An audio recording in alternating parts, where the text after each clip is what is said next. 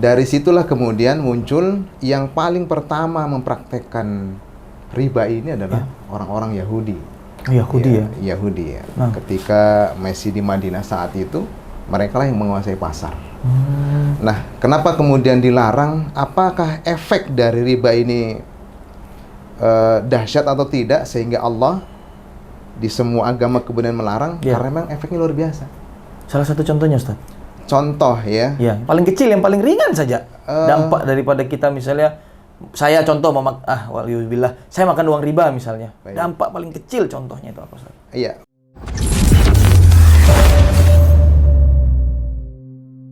Bismillah, Assalamualaikum warahmatullahi wabarakatuh.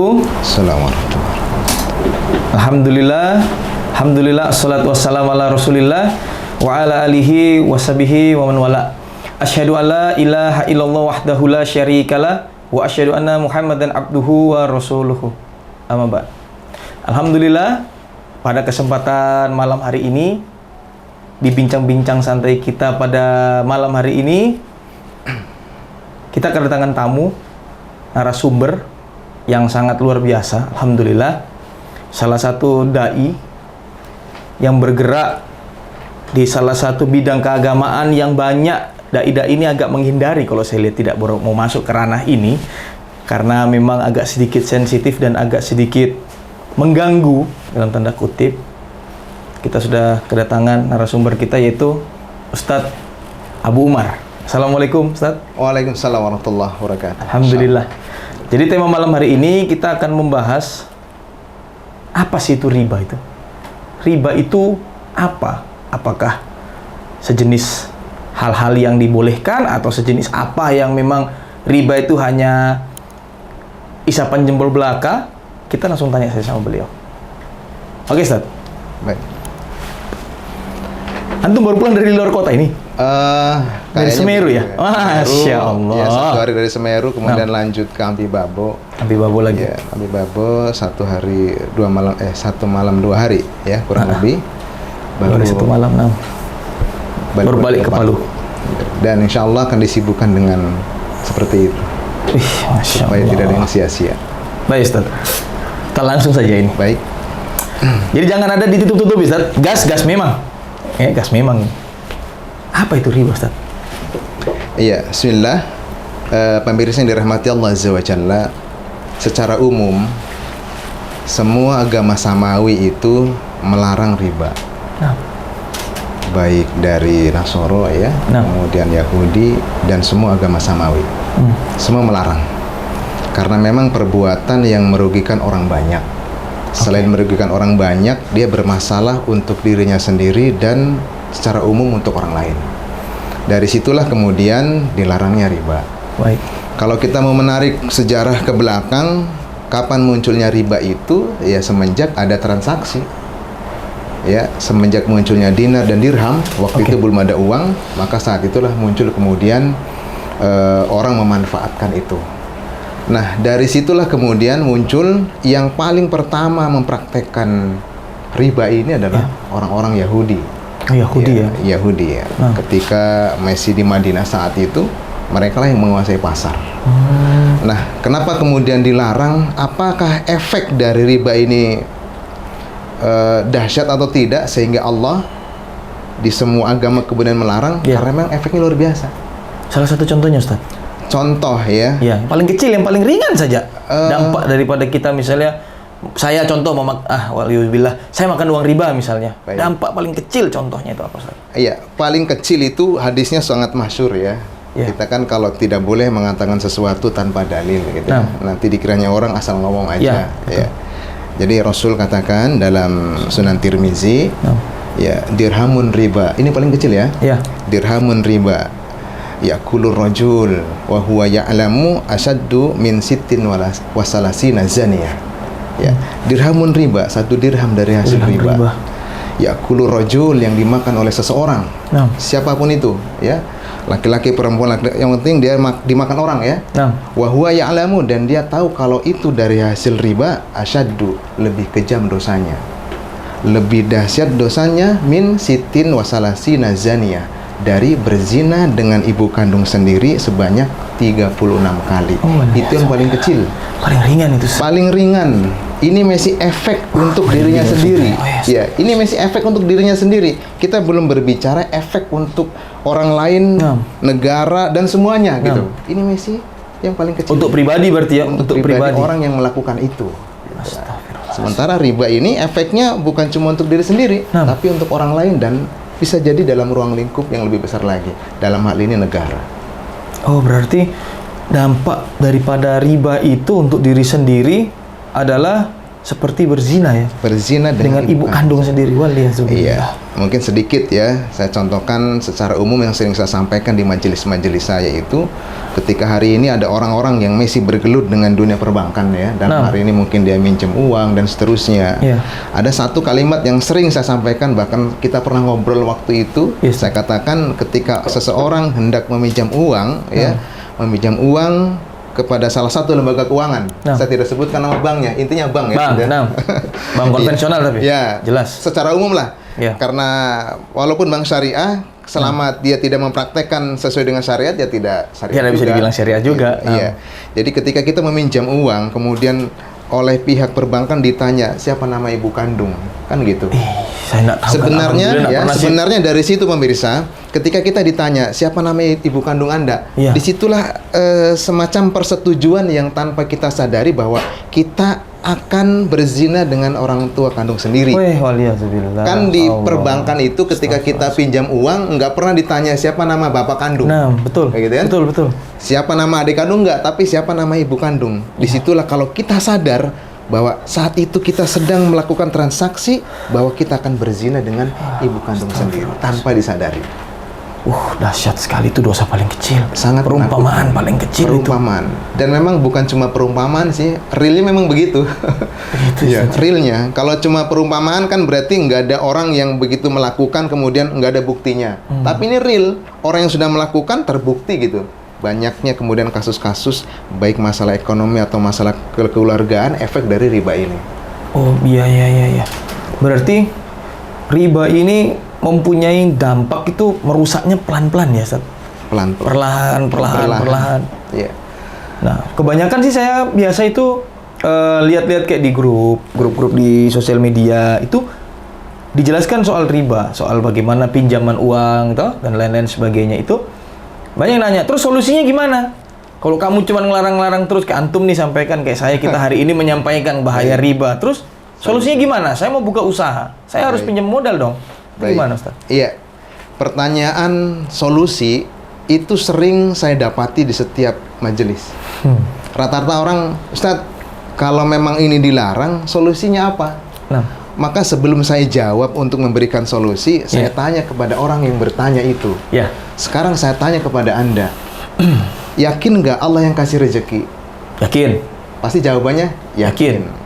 Baik, ketika Anda yakin bahwa Allah yang memberikan rezeki, selanjutnya ketika Anda ingin punya usaha, dengan asumsi kalau tidak punya modal besar kemudian tidak usaha, berarti Anda masih lebih takut dan masih lebih percaya kepada logika kita gitu kan, pemikiran sendiri bahwa seakan-akan kalau tidak pakai modal besar, kalau tidak pinjam di bank, nggak besar usahanya. Itu nggak besar usahanya. Sen, nggak seperti itu. Kenyataan real di lapangan itu justru orang-orang yang begini, kita kalau mau usaha gitu kan, kemudian dengan modal yang besar, kita menyalahi sunatullah gitu. Contohnya ketika kita ingin naik tangga gitu kan, itu nggak langsung lompat langsung di atas, enggak, tapi dia step by step, kemudian naik lagi, perlahan-lahan. Dan kalau hari ini ya, kemudian Anda dengan asumsi bahwa saya harus pinjam uang di bank, gitu kan. Saya yakin seyakin-yakinnya, dan ini berdasarkan firman Allah dan hadis Nabi gitu ya, bahwa Anda mungkin di bulan pertama masih bisa bayar cicilannya. Oke. Karena masih ada sisa dari pinjaman itu gitu kan. Berjalannya waktu makin habis selesai Anda. Nah, itu kemudian yang membuat saya semakin yakin bahwa ketika ada orang bertanya, solusinya apa? Solusi itu hanya bonus dari Allah, gitu kan? Kalau kita fokus sama Allah, apapun jenis usaha kita, baik kita mulai dari yang paling kecil maupun langsung di pertengahan, kalau Allah tidak tolong, tidak akan besar. sukses gitu. Dan sukses juga itu bonus sebetulnya sih, Ustaz. Itu juga jadi cobaan kan itu sebetulnya bonus. ya. Semua intinya bonus gitu kan. Iya. Jadi ketika hari ini apa solusinya, Ustaz? Solusinya takut kepada Allah. Kapan kita takut kepada Allah, maka Allah tidak akan membiarkan umatnya, hambanya ini ketika takut melanggar syariat Allah, kemudian tidak diberikan bisnis yang lancar. Nggak mungkin. Allah selalu memperhatikan kita. Iya, seperti itu. Karena memang apa-apa yang dimulai dengan riba, saya sudah lihat juga sih banyak contoh-contohnya itu. Kalau bukan anak-anaknya durhaka, istrinya durhaka, Baik. suaminya juga durhaka. Baik. Atau semuanya baik, mereka dikasih istidraj. Dan kan ngeri juga itu istidraj ya. Baik. Iya. Iya, jadi dalilnya jelas itu ya. Dalam Al-Qur'an Allah katakan fadarni, ya, serahkan kepadaku. Siapa yang diserahkan kepadaku? Kepadaku di sini adalah Allah. Ya. Al-Qalam ayat 44 atau ayat 55 ya. Iya. Fadarni, serahkan kepadaku wa ma yukadzibu bihadzal hadis. Orang-orang yang mendustakan tentang hadis dan ayat yang melarang riba gitu kan. Ini perkataan Allah ini ya. Maka kemudian sanad tahrijuhum, aku akan timpakan kepada mereka. Aku akan jadikan, ini maknanya luas dalam tafsir Ibnu Katsir, maknanya luas. Allah akan timpakan keluarganya, istrinya selingkuh, suaminya selingkuh, anaknya sakit, bisnisnya hancur, bisnisnya kebakaran, rumahnya kebakaran, anaknya meninggal dan seterusnya. Jawaban Allah dalam kalimat selanjutnya, min haitsu la ya'lamun, dari arah yang tidak disangka-sangka. Makanya hari ini ketika Anda kemudian masih bergelut dalam riba, kemudian tiba-tiba anak sakit, kadang kita merasa, ini kan sakit biasa. Belum tentu itu biasa teguran dari Allah. Atau mungkin tiba-tiba ya tubuh kita tiba-tiba langsung drop. Bisnis si pelaku tiba-tiba ribanya. apa namanya, tiba-tiba dirampok orang gitu kan. Mau kendaraan tiba-tiba dicuri gitu kan. Ya, kemudian tiba-tiba istrinya kok selingkuh gitu kan, atau suami tiba-tiba selingkuh dan seterusnya. Itu sebenarnya teguran Allah. Kalau kita mau koreksi diri, oh jangan-jangan ini efek dari riba. Dan memang betul, ayatnya jelas. Allah tegur itu lewat ayat-ayat. Seperti itu. Makanya jangan sekali-kali, jangan istilahnya coba-coba gitu ya. Iya, jangan apalagi coba-coba. kepikiran, Masya Allah. Kemarin ada yang tanya dari Cilacap ini, ada konsultasi dari, jauh sekali orang konsultasinya. Saya di Palu, orang dari Cilacap gitu ya. Ustadz, bagaimana ketika saya ingin punya rumah, tapi dengan sistem riba lewat perbankan? Saya bilang, Anda yakin nggak sama Allah? Dan Anda berani nggak menentang Allah? Dalam Al-Quran jelas-jelas Allah katakan, fa'ilam taf'alu fa'danu biharbi minallahi wa rusuli. Jika engkau masih melakukan itu, atau jika engkau tidak mau dengar dengan apa yang saya sampaikan, kata Allah, fadanu, kabarkan kepada mereka biharbi minallahi wa rusuli. Allah dan Rasulnya menantang perang dia. Dalam tafsir Ibnu Katsir, Ibnu Mas'ud dan Ibnu Abbas mengatakan bahwa kelak di hari kiamat, ketika yang lainnya antri di padang mahsyar ya, antri yang amal belum jelas ini, tiba-tiba orang yang melakukan riba ini disingkirin. Bisa ya? Iya, disingkirin. Ya itu kehendak Allah kan gitu kan. Disingkirin kemudian dipakein pakaian perang. Dan di sana kemudian Allah mengatakan kepada para malaikat, suruh mereka berperang melawan aku, melawan Allah. Kira-kira siapa yang menang? Ya logikanya jelas lah. Kita apa saja dikasih sewa, apa saja kita cuma pinjem kan, cuma dipinjemin aja. Itu. Maka janganlah coba-coba gitu. Terlalu banyak ayat dan hadis mengancam itu. Berarti riba ini bukan solusi. Bukan solusi, tapi memang penyakit. Penyakit ya? Iya. Kenapa hari ini kemudian orang masih melakukan riba? Karena dia takut miskin. Ya itu betul. Kenapa dia takut miskin? Karena dia merasa bahwa segala sesuatu harta yang dimiliki itu efek dari kerja kerasnya.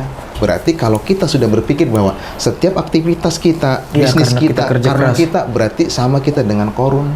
Nah, lupa bahwasanya itu kan Allah yang kasih. Wa may utitu ilmi minal indi ya, atau dalam Al-Qur'an terjemah bebasnya, sesungguhnya aku melakukan ini, bisa melakukan seperti ini karena kepintaranku. Berarti kan jadinya kita seperti korun, nimbun harta yang banyak-banyak, akhirnya tenggelamkan sama hartanya. Nah itu, tinggal tunggu saja kita ditenggelamkan dengan hartanya. Mumpung belum ditenggelamkan, taubat memang. Betul, Ustaz. Dari sekarang.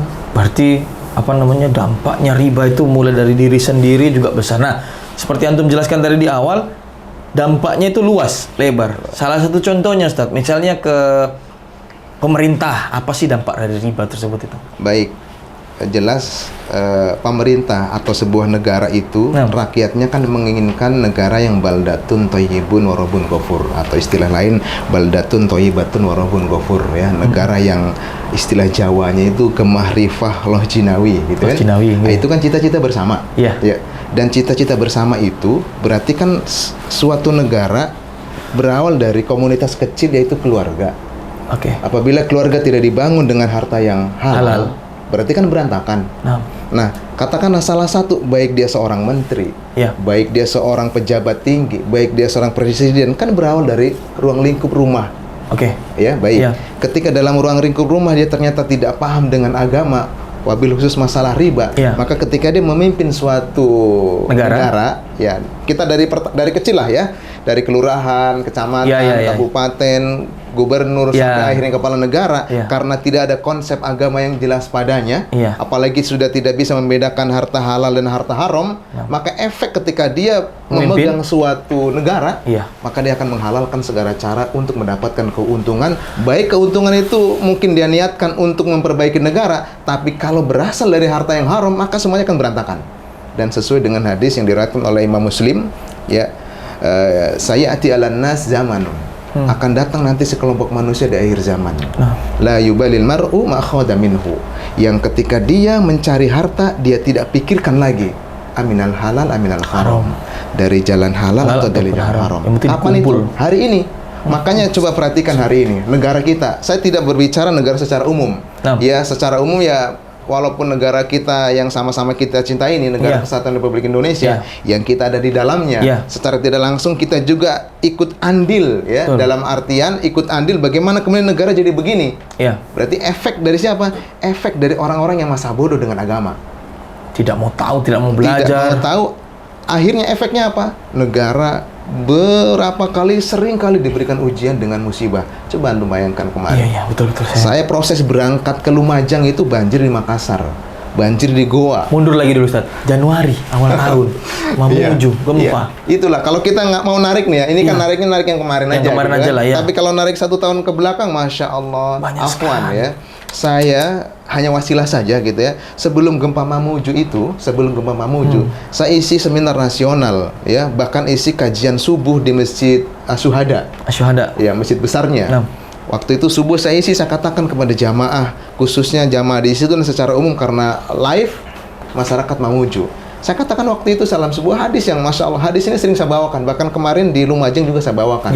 Ya, bagaimana bunyi hadisnya? Ijtanibu sab'an maubiqat. Jauhilah oleh kalian 7 dosa besar pengundang bencana. Dan ini sering saya sampaikan, dan saat itu saya sampaikan di Mamuju. Saya katakan kepada warga Mamuju saat itu, kalau Anda ingin mengundang bencana datang ke Mamuju, lakukan 7 dosa besar ini. Ya, saya nggak akan bahas semuanya, cuma gambarannya saja ya. Yang pertama syirku billah, nanti akan larinya ke riba ini ya. Yang pertama syirku billah, yang kedua sihir, kemudian yang ketiga qatlun nas, membunuh manusia, dan yang keempat aklur riba, memakan riba. Saya nggak akan bahas yang kesananya lah, karena masih terlalu kecil. Tapi ternyata poin 4 ini yang paling besar, dan ternyata riba itu menduduki posisi keempat. Bayangkan. Dan makanya waktu setelah kejadian itu saya berpikir, kemudian kan biasanya di story itu Facebook, kan disampaikan lagi postingan yang sebelumnya gitu. Jadi saya sampaikan, sebelum bencana, saya sempat sampaikan ini. Walaupun ini mungkin hanya wasilah saja. Saya bukan mencocok-cocokkan. Bukan cocokologi lah. Ya, bukan cocokologi. Tapi memang ini perintah Allah. Saya sampaikan, kalau ingin datang bencana, lakukan 7 dosa besar ini. Kalaupun ternyata 7 dosa besar ini tidak antum lakukan semua, minimal dari mulai sihir, ya, syirik, ya, kemudian membunuh manusia, dan riba. Dan itu dalam sebuah negara, dalam sebuah daerah, 4 ini, Masya Allah, tidak bisa kita hindari. Tidak bisa. Dan kita akan sering melihat orang melakukan itu. Dan kita biasa saja, bayangkan. Di sini dibutuhkan dai yang komitmen menyampaikan bahwa ini nggak boleh, ini boleh. Harus berani memang. Harus berani. Konsekuensinya, ya begitulah. Bersama. Ya, betul. Oh, berarti riba ini betul-betul memberikan dampak yang sangat luar biasa ya. Dampak negatif, tapi lebih negatif. Nggak ada positifnya, nggak ada positifnya. Terus Ustaz Afwan, saya pernah dengar itu di Al-Quran kalau nggak salah, surat Al-Baqarah itu ayat berapa ya, berapa itu? Bagaimana? Saya lupa bunyinya. Dibangkitkan dalam keadaan gila. Itu gimana bunyinya? Dalam seperti orang gila. Seperti gitu, orang seperti dalam orang keadaan gila. orang ya seperti Iya, orang gila. sebenarnya nggak terlalu kalau saya melihat walaupun secara umum ayat ini namanya ayat pasti mengancam. Nah, Tetapi ancaman orang gila ini tidak ada lebih keras lagi gitu kan. ya tadi yang paling kecil aja sudah menzina ibu sendiri udah keras sekali. Di surat Al-Baqarah juga di ayat yang lain juga lebih fatal lagi gitu kan. Di sambungannya ayat itu bunyinya seperti ini. Waman ada. Gitu kan? Waman ada faulaika ashabun nar. Hum fiha khalidun. Itu sambungan dari ayat itu, ya. Kalau tadi cuma bangkit dalam keadaan sengkoyongan seperti orang gila, orang tidak takut. Dengan ancaman itu orang tidak takut. Cuma orang kayak orang gila aja nggak apa-apa. Astagfirullahaladzim. Gitu kan. Tapi kemudian di ayat selanjutnya Allah katakan waman ada, dan barang siapa yang masih melakukan itu, faulaika ashabun nar. Sesungguhnya mereka adalah sahabatnya neraka. Di makna mereka akan masuk dalam neraka. Hum, mereka fiha di dalam neraka khalidun, kekal dalam neraka. Walaupun tidak selama-lamanya, karena kalau selama-lamanya kan pelaku syirik. Ya, Pelaku syirik itu selama-lamanya. Tapi kalimat kekal versinya Allah ini luar biasa. Kita nggak tahu. Satu hari di akhirat itu 1000 tahun di dunia gitu. Aduh. Nah sekarang kalau Allah katakan dalam ayat ini, hum fiha khalidun, hum mereka yang melakukan dosa riba ini di dalam neraka itu khalidun, kekal. Kita mau apa di sana? Gitu kan? Kekal ini. Jadi kalau ancamannya cuma ayat tentang sengkoyongan sebagaimana orang gila, orang masih menganggapnya biasa. Dipandang enteng ya, masih Tapi kalau langsung ancam neraka dan kok di sana di dalamnya itu lama, Anda mau apa? Tapi apa namanya, masih banyak juga sih orang nggak takut juga dengan neraka, Ustaz. Masih pandang enteng juga banyak. Lawang dikasih hadis penjelasan soal yang paling ringan saja, seperti menzinai ibu kandung sendiri, ibu ini loh. Iya. Yang lahirkan kita itu aja mereka masih nggak takut. Iya, jadi sebenarnya begini kok. Jadi kenapa hari ini kemudian orang sebagian belum takut? Kita tidak bisa menyalahkan dia juga secara umum gitu kan? Iya. Kita kembali juga kepada para dai, gitu kan? Apakah sudah sampai kepada mereka secara tegas itu gitu kan? Kalau memang belum sampai, dan mereka kan begini kebanyakan orang-orang yang hari ini masih bergelut di kubangan hitam riba ini di perbankan ya. Itu kan sering menghindari kajian-kajian muamalah. Itu. Selain sering menghindari, dan memang jarang kajian muamalah. Afwan, saya potong, Ustaz. Baik. Ada kajian muamalah tapi versi mereka di bank. Ada. Iya. Jadi jangan bilang mereka enggak menghindari, mereka datang tapi yang membolehkan riba. Oh iya. Ada dai-dai begitu, dai sesat ada itu. Iya. Itu jadi, jelas itu. Pemirsa, ya betul juga dikatakan Coach ada Jeffrey itu ini. disiapkan sama banknya. Jadi pegawainya itu ikut kajian riba yang membolehkan riba. Dalilnya wallahu alam, siapa yang kasih juga nggak ngerti. Iya, memang secara umum jangankan masalah riba, syirik pun bisa jadi boleh gitu kan, tergantung dari ustadz atau orang yang sesuai dengan pesanan gitu ya. Dan memang pernah kami alami nih ya.